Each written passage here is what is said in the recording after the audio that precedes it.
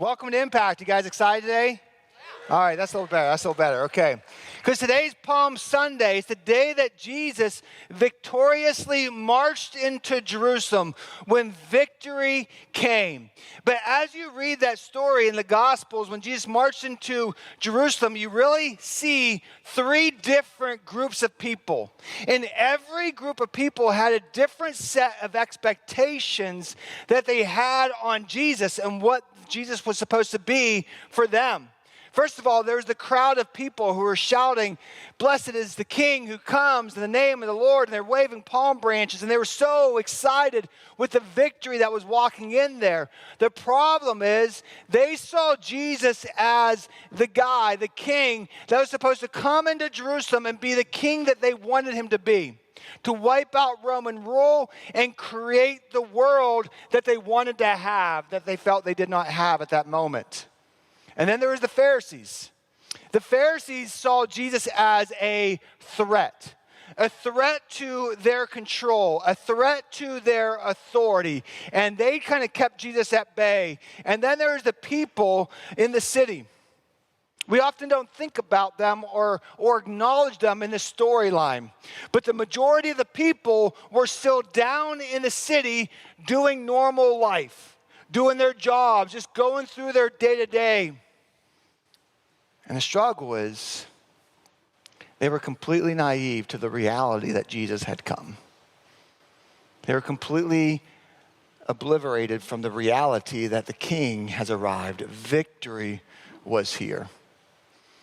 And you fast forward to today, guys, we're not much different. We really aren't. And I bet every one of us sitting here today can fit our lives in one of those three categories. Some of you are excited and you look at Jesus and you hoot and holler and you get all excited, but the reality is when you look at him, your expectation is the King has come and he's coming to give me the life I want. He's coming to make life better for me. He's coming to fulfill my heart and my dreams. Some of you are, quite honestly, kind of like the Pharisees, and you view Jesus as a threat. You view him as a threat to the control that you want on your life and your future and your surroundings.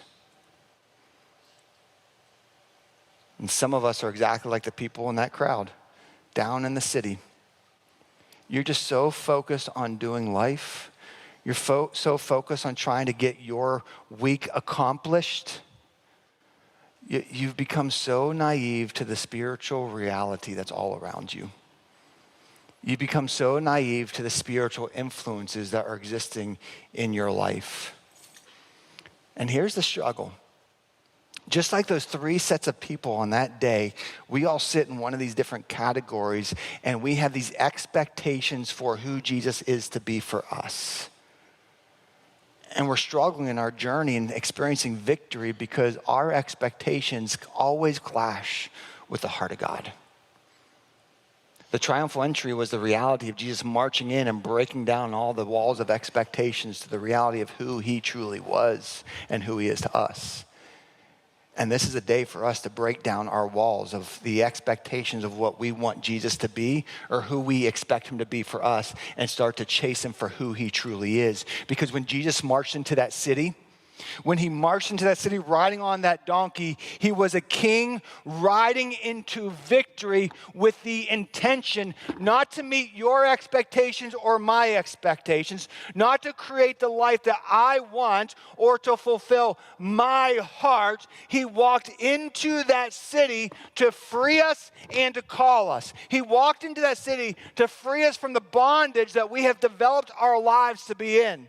The bondage that we all live in, the brokenness and the beatdown of life, whether it's because of our own choices and our own sin habits, or it's because of poor choices and sin habits of those around us, we are so overwhelmed with the brokenness and the bondage that is the destructive path of this world, and he came to free us. But he didn't just come to free us, he also came to call us, because Jesus said he came to give life, but not just life, but life more abundantly.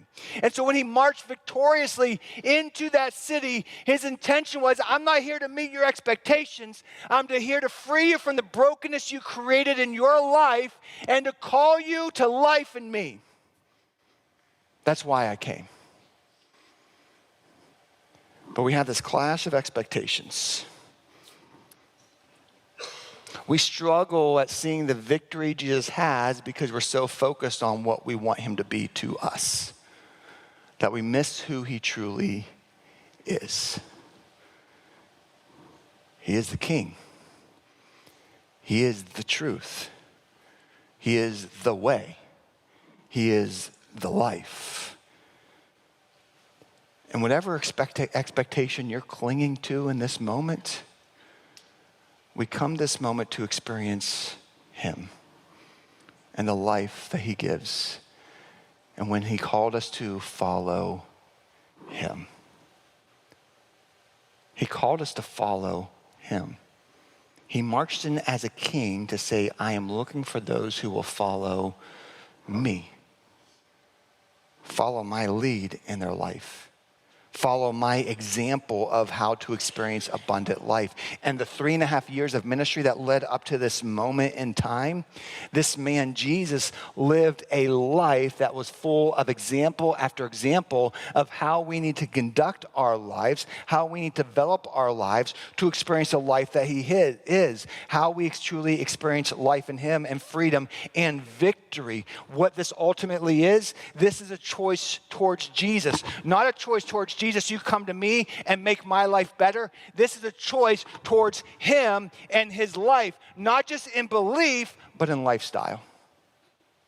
In every part of who we are, it's following him. And to do this, to follow Jesus, it involves a deliberate choice, a definite denial, and a determined obedience. It's not just something you just kind of, hey, this sounds fun, let's do it. No, it's a deliberate choice, a definite denial, and a determined obedience to follow him. It's a deliberate choice. It's choosing, I'm done kind of following my way. I'm done trying to follow my path or what I want to do. I'm putting my expectations aside, and I'm choosing Jesus as the way, the truth, and the life. And then it's a definite denial, as we talked about last week, to deny myself and take up my cross and follow him. It's putting my life aside. It's done making my world, my life, the center of everything that is, and choosing him and following him.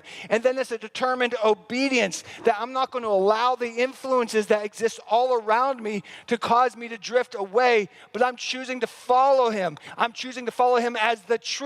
I'm choosing to follow him as the way, that every way that I dictate my life or develop my life, it's through him. My lifestyle reflects him. But here's the struggle.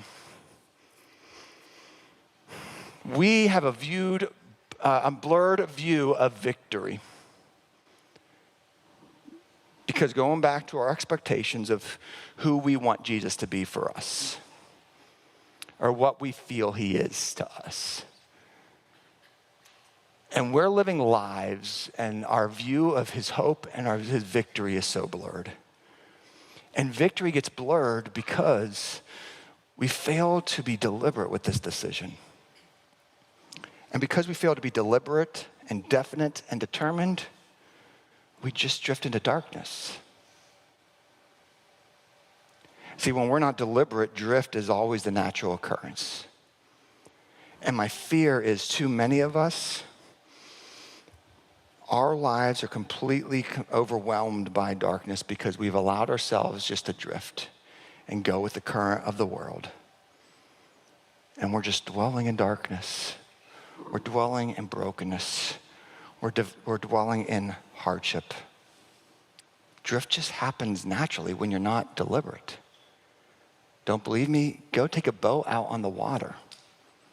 If you don't turn the motor on and go, and you just let it sit, the current will take you. And there's a current in this world that's so strong that if you just turn off the motor that is God and you just drift, the world will take you. My friends, I really fear for us today. I fear for us today because we've become a generation that's just drifted and drifted and drifted. To even be more specific with this, in the social media and technology age that we live in, we have become drifters with what's called as doom scrolling. Some of you older generation, you're probably like, what in the world are you talking about, Bill? Some of you younger generations, you know exactly what I'm talking about. Doom scrolling is when you just sit there and just scroll, watch video after video, read after read after read, and your mind just kind of drifts towards whatever's there. And we've become a society that's so locked into that. And studies have been showing how scary of a phenomenon this is. Studies have been showing that as we sit there and we're just scrolling through negative story after negative story of information after information, we just can't stop, and we just get in this cycle that just never ends, and we just dwell in this cycle of negative news, of negative influences, of negativity, and we just dwell in the darkness. And before you know it, so many of us, this has become commonplace of our lives. We have downtime in our mind, we have downtime in our activities, and we just drift and we scroll. We drift and we scroll. And we got caught up into it so much. And doom scrolling is called that because it refers to the darkness and the evil that becomes our fate. In fact, Southern Cal Mental Health Department identified doom scrolling as a significant cause to the downfall of mental health in our society today. Since the pandemic, there has been a worldwide 35% increase in people watching news media and a 23% increase of participation in social media use. And more of these studies are highlighting how negative of an impact this has become on us as a society and a generation. We spend hours reading or watching negative story and negative news and negative outcomes, and this creates a constant sense of danger and vulnerability that we all tend to live in now. And this just increases and worsens our health problems. We get so locked into social media and living in the social media and the darkness of that world that we even have become a community that doesn't even know how to interact with others around us. We only know how to interact in a digital space, not in a personal space.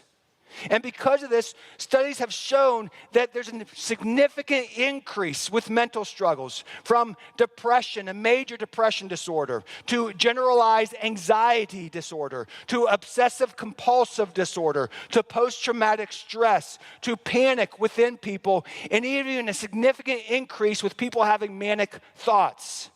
The bottom line, the problem with doom scrolling has led to a significant problem that's creating confusion in all of our minds and all of our thoughts, and so much so we have a generation that we're all involved in where we struggle with knowing fact from fiction anymore. And we just dwell in this dark place, constantly in a state of fear and vulnerability, of negative things that are about to happen. And we dwell in social media and we struggle. And for all of you boomers out there who are secretly pointing fingers at the Gen Z population, we're all a part of it. You may not be stuck on Instagram, but I bet a bunch of you are scrolling through YouTube for hours every single day. We all wrestle with it. We're all caught up into it. None of us are truly immune from it. And here's the problem. We dwell in the negativity that's in this world. We dwell in the darkness of the influence that is this world. And the things that we choose to dwell in determines our behaviors, determines our choices. And our behaviors dictate whether we live in the presence of darkness or the presence of light. And I fear that too many of us are just dwelling in the presence of darkness every single day, and it beats us down. It beats us down to the point to where so many of us, our view of victory has become so blurred we can't even see it anymore. We don't even realize it anymore. And we just dwell in darkness. We dwell in that space, and light just diminishes. Jesus said in Revelation, when he was talking to one of the 7 churches in the early parts of Revelation, he said, you have forgotten your first love.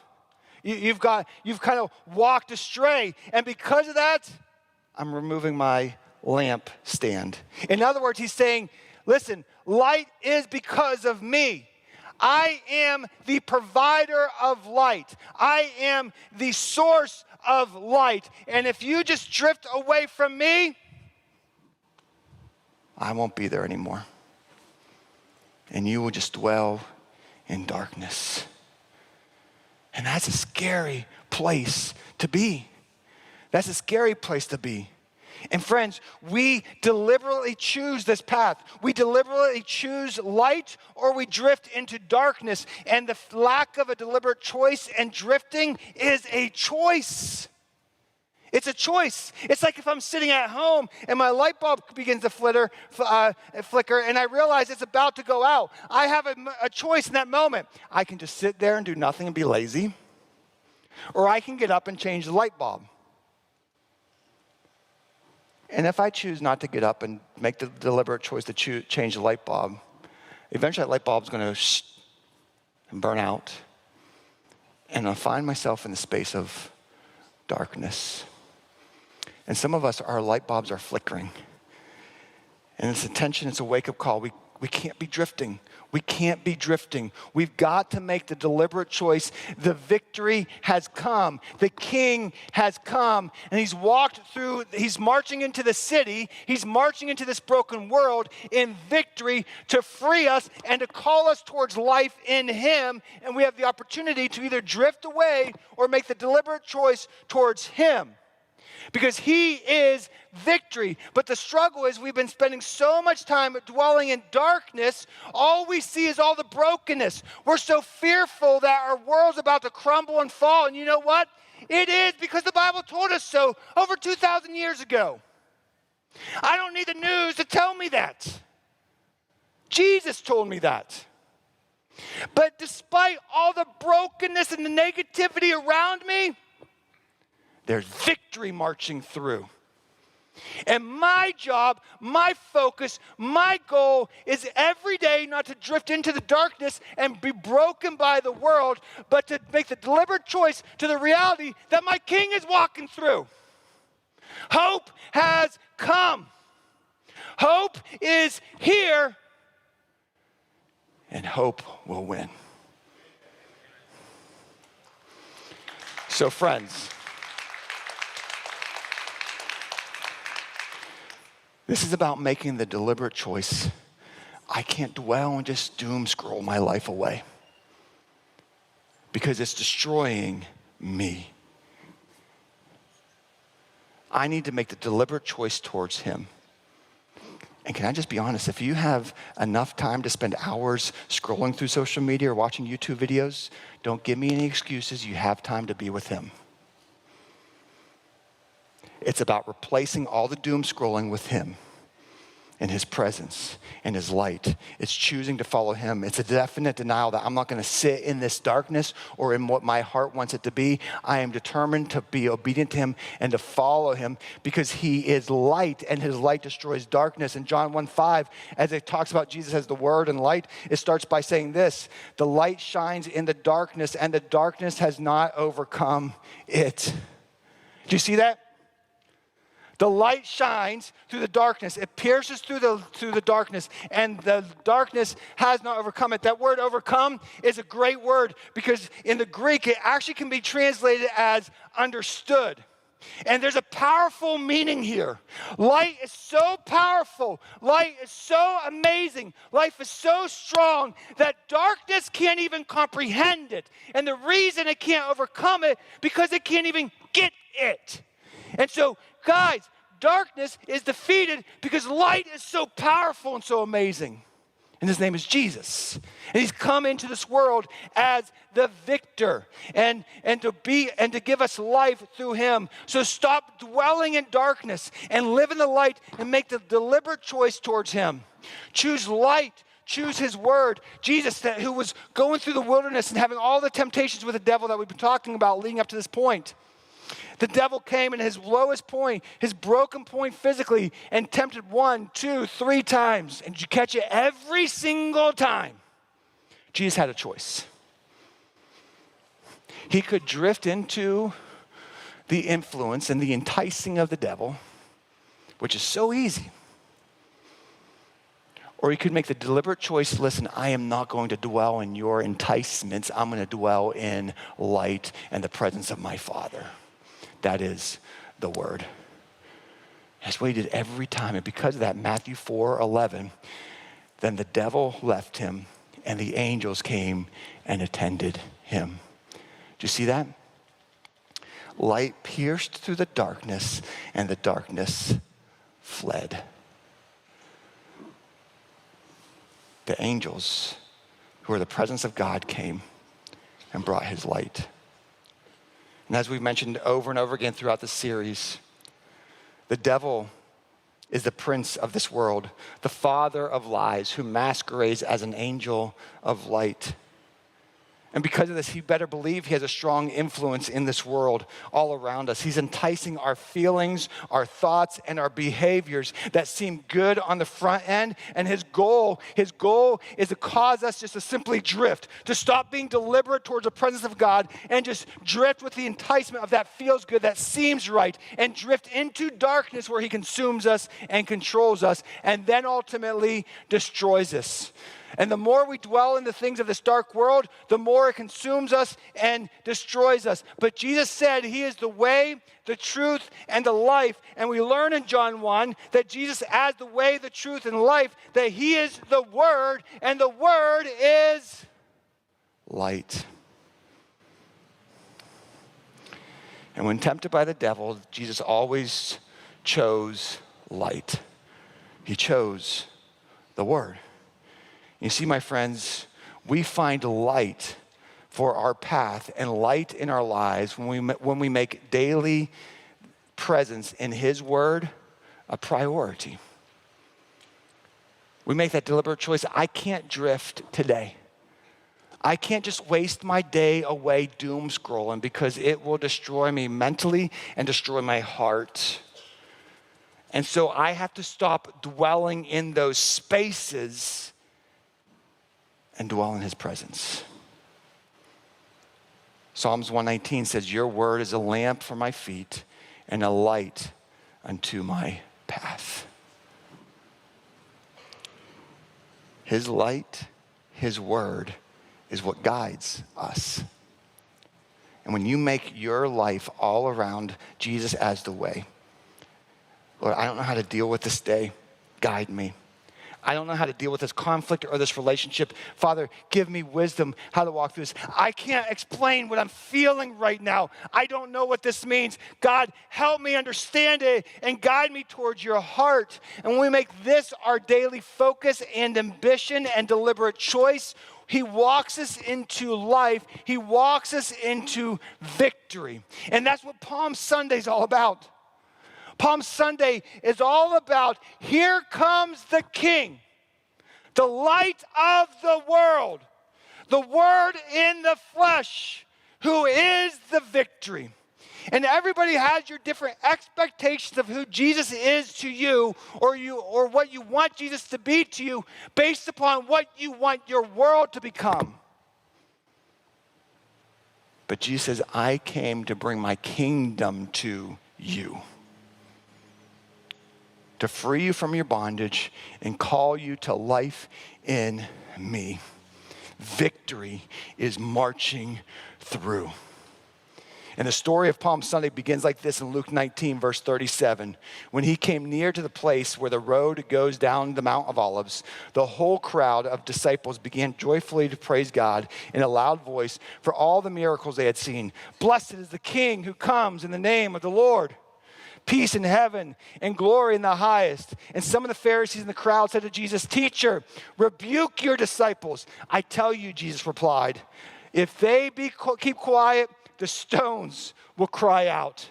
You know, in the story, we see the crowd of people who were so excited with Jesus coming were shouting, "Blessed is the King who comes in the name of the Lord." And in fact, did you know this slogan, this chant, was actually found in the Old Testament. In Jerusalem, every time someone who wandered from a far distance to come into the city, to go to the temple, to come into the presence of God, to offer sacrifices, they would chant, "Blessed is he who comes in the name of the Lord. Blessed is he who comes in the name of the Lord." But this chant was different.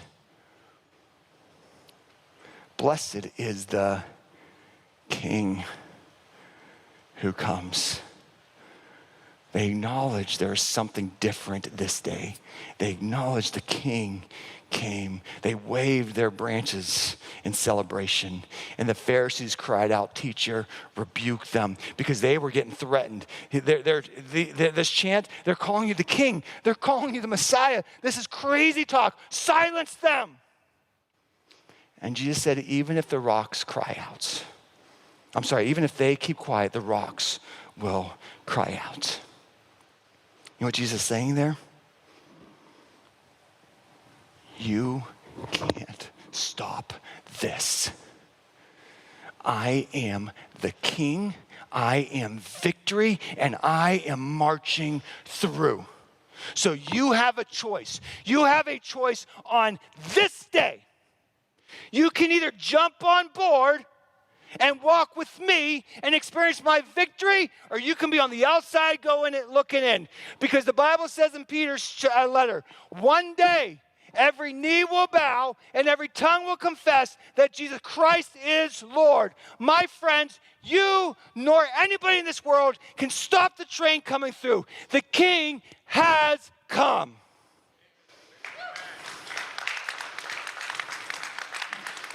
And victory is here. So stop dwelling in the doom scrolling. Stop dwelling in the negativity that's in the world. This was all expected to happen. I don't like it any more than you do.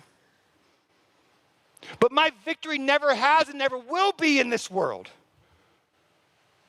My victory is the kingdom that comes. His will be done on earth as it is in heaven. That's my victory. And so I'm not going to dwell in the negativity of this world. I don't like it. I wish it were better. I hope his victory brings victory in people's lives around me. That's my prayer every day. But I'm not going to let the negativity or the brokenness or the darkness of the world beat me down. And I'm done dwelling in it. I want to dwell in his presence. But Jesus, as he walked through that crowd, I just imagine the scene. That man, the people are all celebrating. The Pharisees got their fists up and they're angry. And these are one of the scenes I wish I could just have seen and how it all worked. But somehow Jesus kind of slipped through the crowd. And everybody was so focused on their hooting and hollering that many people didn't even see what happened next. As Jesus walked through the crowd and he got to this place where it was kind of like an overlook of the city.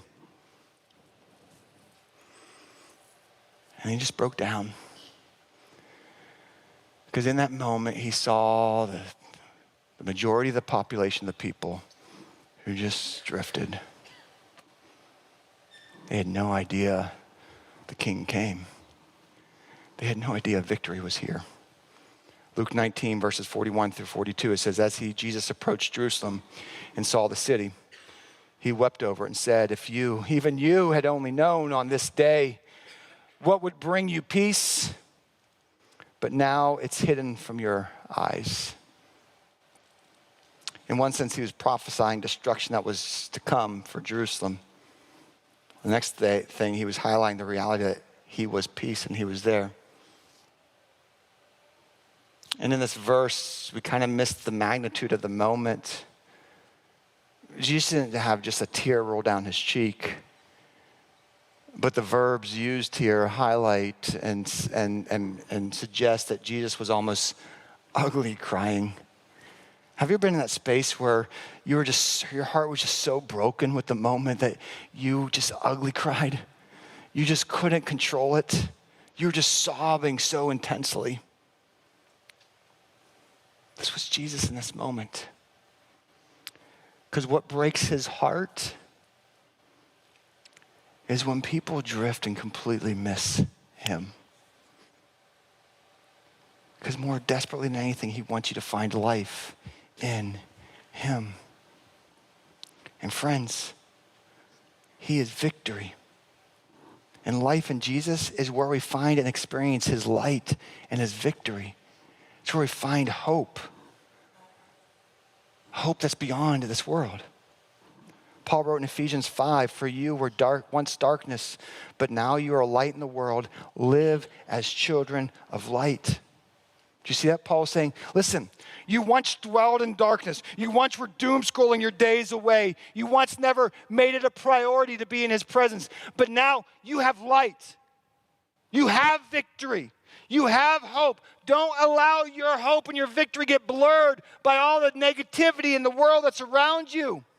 Live as children of light. And to be children of light, be in the presence of life. And that is the Word, the living God. And so we need to make the deliberate choice every day, every week, make the deliberate choice that, you know what, I'm not just going to waste my day away. I'm making it a priority on this day to be in his presence, to be in his Word, to let his Word and his truth and his life be the thing that takes over my heart and my mind, not the negativity of the world around me. And I want to make the deliberate choice to follow him as the way, the truth, and the life. And then I need to make the definite denial. I got to stop making the world all about me and what I want and start putting my life aside and chasing his life. And some of you guys have been waiting for too long. You've been sitting on the sidelines. You've been wanting God with the expectation of give me your blessings, but let me live life my way. And may this week be the week that you recognize the King has come. Victory is here. It's found when I follow his lead.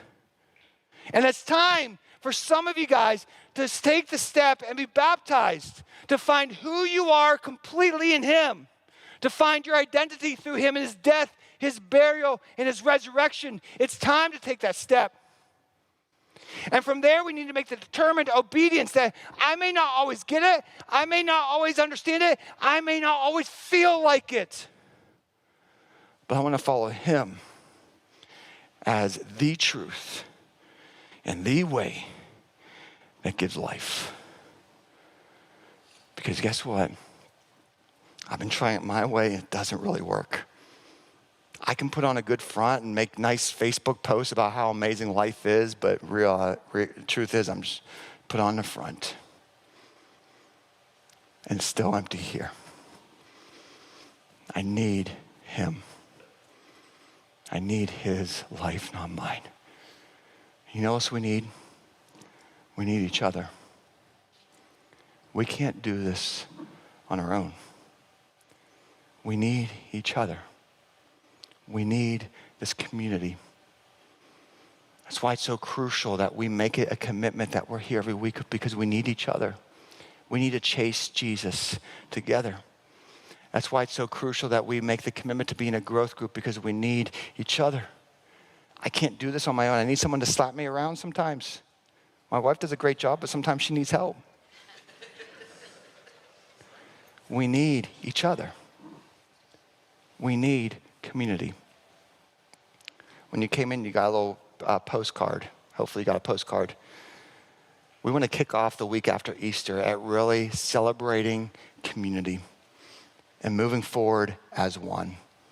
After our services that Sunday, the week after Easter, we're going to have what's called the Backyard Bash. We're going to have food trucks, some games on the turf, kind of like an inside picnic. Will you make it your intention to be here? Let's kick off the season after Easter, marching forward in victory with the King as one body, as we just celebrate, make new friends, and build community together. Friends, God is moving. Find victory in him. Let's pray together. Father, you are such a good God, and I praise you for your goodness. I praise you for your love. And Lord, right now, I just pray for those of us here who are struggling with our expectations of what we want you to be. But Lord, help us to put ourselves aside and see you for who you are. The way, the truth, and life, the King that brings victory. And Lord, may we stop drifting and dwelling in the doom of this world, but may we dwell in your presence, in your word. May we become determined at following you so that we can experience life through you. And Lord, through it all, may you be glorified. In your name we pray. Amen.